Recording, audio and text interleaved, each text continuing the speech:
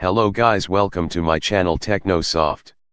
Watch the video till the end, and if you find my video useful, don't forget to hit the like button and subscribe my channel Techno Sawft.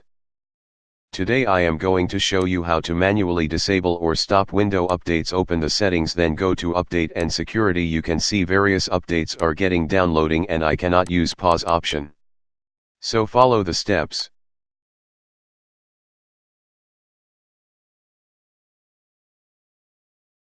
Open Control Panel and go to Administrative Tools, then click on Services.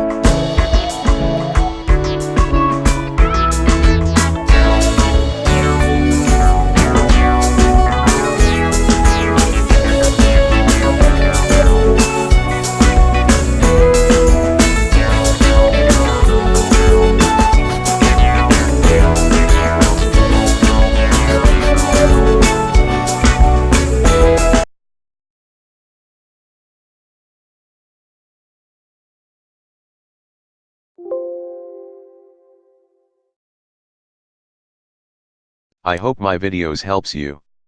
If you have any question regarding videos, leave your questions in comment section. And do not forget hit like button and subscribe my channel.